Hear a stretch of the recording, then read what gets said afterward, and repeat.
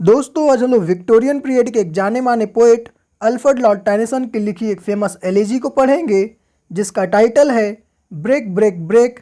दोस्तों इस पोयम को अल्फ्रेड लॉर्ड टेनिसन ने अपने एक मित्र आर्थर हेनरी हेलम के याद में 1835 में लिखा था और 1842 में पब्लिश किया था।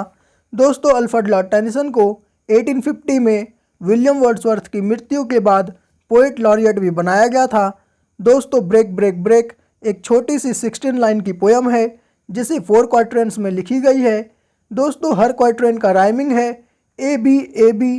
तो चलिए दोस्तों अब इस पोयम को लाइन बाय लाइन पढ़ते हैं। दोस्तों यहाँ पर पोएट अपने दोस्त की मृत्यु के बाद काफ़ी ज़्यादा दुखी हैं और वो समुद्र के किनारे बैठे हुए हैं और समुद्र की लहरों से कहते हैं break break break on the cold grey stone O sea. हे समुद्र की लहरें तोड़ो तोड़ो तोड़ो। On the cold grey stone, हे समुद्र तुम अपनी लहरों से तुम्हारे जो किनारे जो चट्टानें पड़ी हुई है अपनी लहरों से उस चट्टानों को मारो। जो ठंडी पड़ी चट्टान है, जो भूरे रंग की चट्टान है, अपनी लहरों से उसे मारो और इतनी ज़ोर से मारो कि वो टूट जाए, इतनी बार मारो कि वो टूट जाए। And I would that my tongue could utter the thoughts that arise in मी।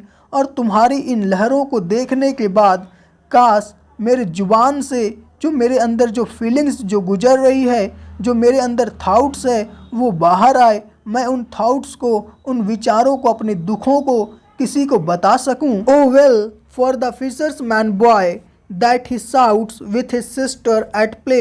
हे समुद्र तुम्हारी ये जो लहरें हैं वो उस मछुआरे के बेटे के लिए अच्छी है जो कि तुम्हारी लहरों को देखकर काफ़ी ज़्यादा खुश हो रहा है और अपनी बहन के साथ खेलते वक्त चिल्ला रहा है, अपने इमोशंस को दिखा रहा है, अपने फीलिंग्स को दिखा रहा है, अपने हैप्पीनेस को दिखा रहा है, अपनी फीलिंग्स वगैरह को जाहिर कर सक रहा है।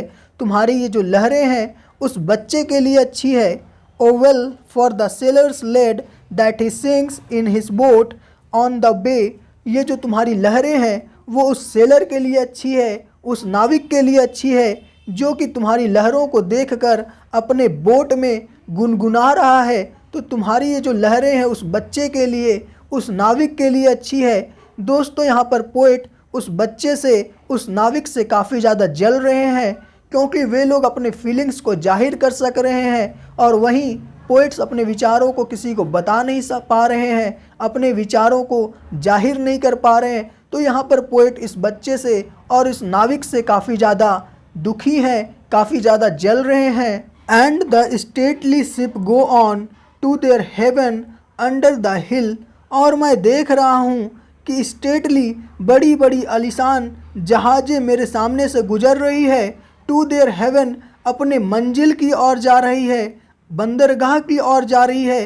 अंडर द हिल समुद्र के पहाड़ों के बीच से होते हुए वे अपने मंजिल की ओर जा रही है। But o for the touch of vanished hand. लेकिन फिर भी मुझे इतना कुछ देखने के बाद भी मुझे उस वैनिस्ड हैंड, उस लुप्त हैंड के बारे में याद आता है जो हैंड मेरे सर पे था, जो अब इस दुनिया में नहीं है। दोस्तों यहाँ पर पोएट डायरेक्टली ये नहीं कह रहे हैं कि मेरे दोस्त की मृत्यु हो गई है, वो कह रहे हैं कि जो मेरी दोस्त की हाथ थी वो अब इस दुनिया में नहीं है। And the sound of a voice that is still. और जो मेरे दोस्त की जो आवाज़ थी अब वो भी लुप्त हो चुकी है, अब वो भी शांत हो चुकी है। दोस्तों पोएट अपने आखिरी लाइनों में कहते हैं break break break at the foot of the crags O C.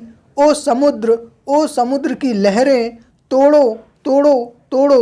Eight the foot of the crags, crags कहते हैं दोस्तों चट्टान को और फुट कहते हैं चट्टान के नीचे वाले इलाका को।